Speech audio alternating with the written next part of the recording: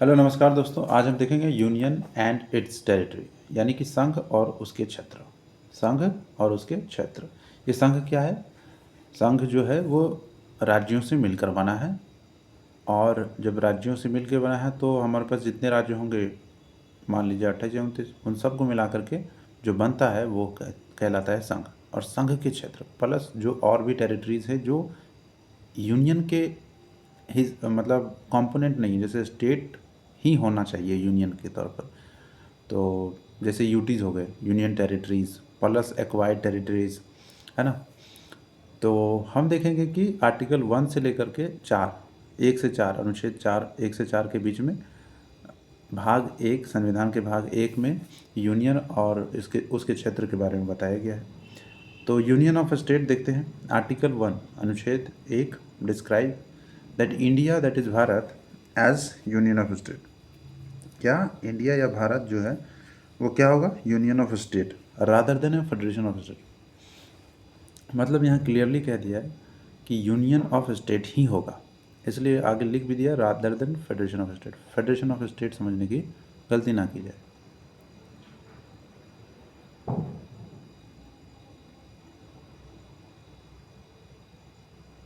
This provision deals with two things, name of country and definitely type of polity.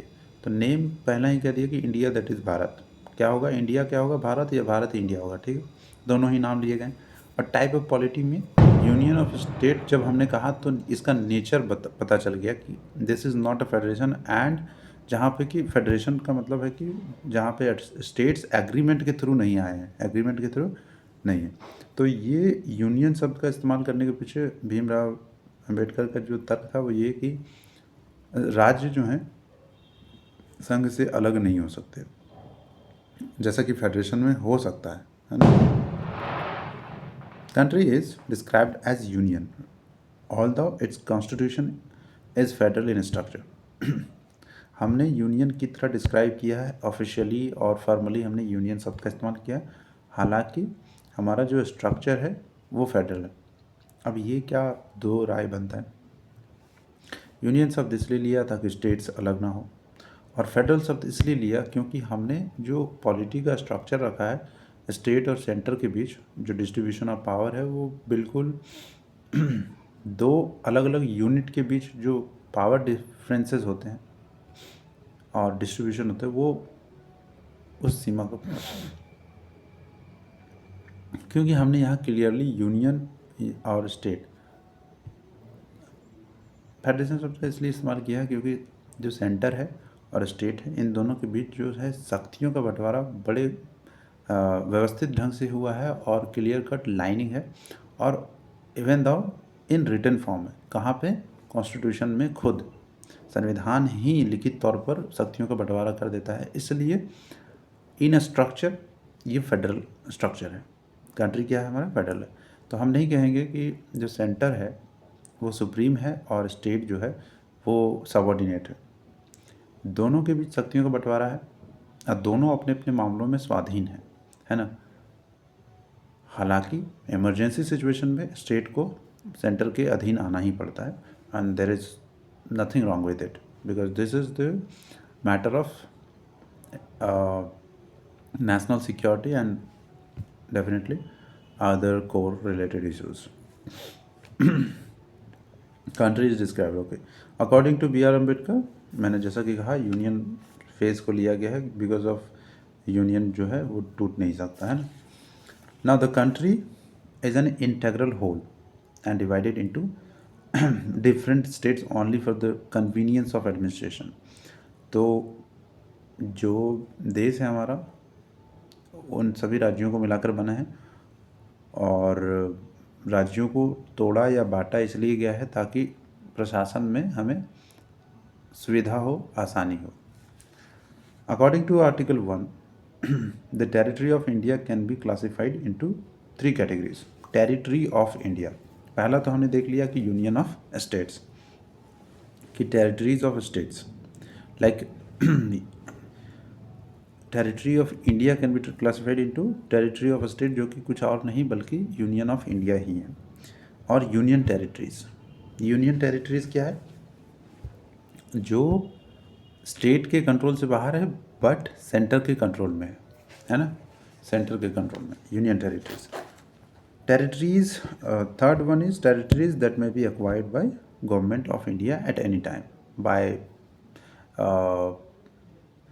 Means of जो भी चीज़ें authorized हैं in international laws, according to international laws.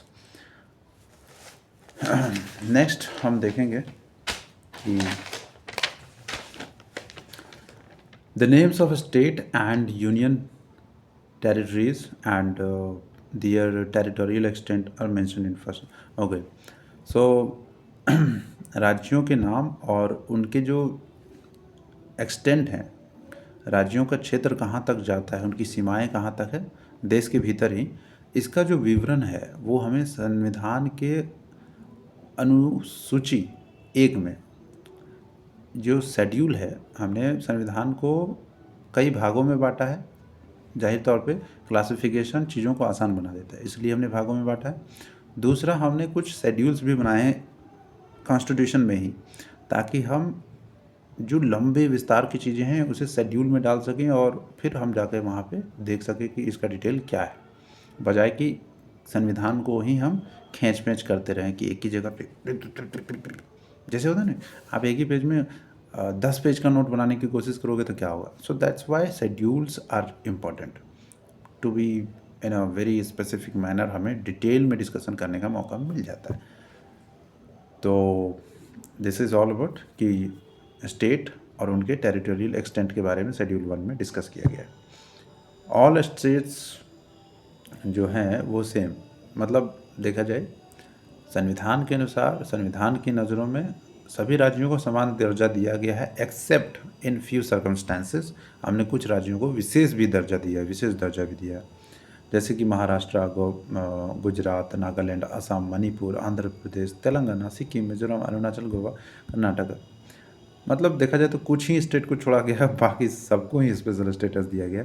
और ये special status जो है वो इसलिए दिया गया ताकि, क्योंकि कुछ ऐसे इलाके होते हैं जो स्पेशली इकोनॉमिकली बहुत ज़्यादा पिछड़े हैं, कुछ ऐसी ट्राइबल कम्युनिटीज़ हैं जहाँ स्पेशल ट्रीटमेंट ना किया जाए तो अपने आप में ये इक्वलिटी ख़राब हो जाएगी। मतलब स्पेशलिटी चाहिए कि this particular community needs a special law because their tradition and culture and customs are different, तो हमें करना ही पड़ेगा वो, otherwise we can't sustain as a nation. हमें हर एक व्यक्ति का विशेष रूप से ध्यान रखना पड़ेगा और समझना पड़ेगा कि उसकी ज़रूरतें हमसे अलग है, तभी हम ये बात मतलब समझ सकते हैं। ठीक है नाउ, तो अब सवाल ये है कि कई बार होता है कि पिछड़ेपन के कारण मिलता है विशेष दर्जा, तो उसे वक्त के साथ हटाया जा सकता है, लेकिन what about cultures, what about traditions, ये हमें कंटिन्यू करना ही होगा। और हम अगर इन चीज़ों को लेकर के विरोध करने लगे और धरना प्रदर्शन करने लगे कि ये विशेष दर्जा हटाओ, हमें भी वरना दो, तो ये फिर ठीक नहीं है। कहीं ना कहीं देश की इमेच्योरिटी फिर दिखती है इससे। ठीक है, ओके। तो further 5th and 6th schedule contain separate provisions with respect to, जैसा कि हमने कहा, ठीक, ट्राइबल एरियाज़ के बारे में। And notably, the territory of India is wider expression. Okay, definitely, territory of India is greater than Union of States. Union of state में जहाँ सिर्फ स्टेट्स आते हैं, वहीं टेरिटरी ऑफ इंडिया में ना सिर्फ स्टेट आते हैं बल्कि यूनियन टेरिटरीज भी आते हैं, जो कि यूटी है, प्लस ऐसे क्षेत्र भी आते हैं जो ना स्टेट है ना यूनियन टेरिटरी है पर भारत के कंट्रोल में है, और ऐसे क्षेत्र भी आते हैं जो कभी भी एक्वायर किए जा सकते हैं। Right, being a sovereign state, है ना, being a sovereign state India, right, state मतलब स्टेट नहीं, देश के भीतर वाला स्टेट नहीं, बल्कि इंडिया को मॉडर्न नेशन में हम इसे क्या कहते हैं, नेशन स्टेट, राष्ट्र राज्य, इस प्रकार की उक्तियों से नवाजा जाता है, उक्तियों से। ओके, तो sovereign state India can acquire foreign territories according to the modes recognized by the international law, that is cession, जैसे हम ट्रीटी, परचेज, गिफ्ट, लीज और प्लेबिसाइड के माध्यम से। ये क्या है? तो ट्रीटी होता है समझौता, परचेज मतलब खरीद, और गिफ्ट मतलब कि किसी देश ने आपको गिफ्ट के तौर पे दिया। लीज में आपने किसी और से, किसी कंट्री से मतलब, या इंटरनेशनल बॉडी से लीज पे लिया। या फिर प्लेबिसाइड, जनमत संग्रह करवाया गया उस क्षेत्र में और उन्होंने कहा कि हम भारत में शामिल होना चाहते हैं। तो ये है इंटरनेशनल लॉ के द्वारा रिकग्नाइज्ड माध्यम कि हम ऐसे हम कर सकते हैं। ऑक्यूपेशन क्या? Occupation hit hetero, okay, unoccupied by the recognition, okay, just get it. India required several foreign territories such as acquired, okay, definitely, Dadra Nagar, Goa, Daman, Diu, Puducherry, Sikkim, okay. So article 2 here is the main game।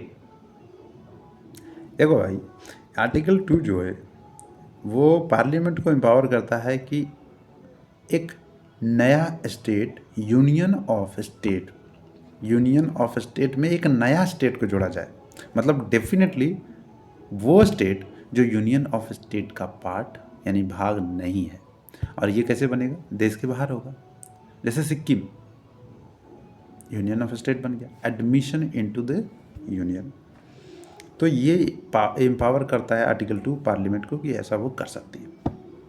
और इसी article के माध्यम से हम किसी दूसरे जो देश का हिस्सा है उसे अक्वायर कर सकते हैं, और हमारा ये संविधान यानी कि आर्टिकल 2 हमें इसे करने में पूरी आज़ादी देता है, पूरी स्वतंत्रता देता है।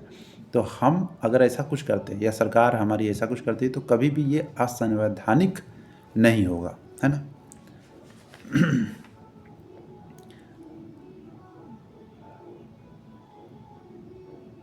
ओके, सो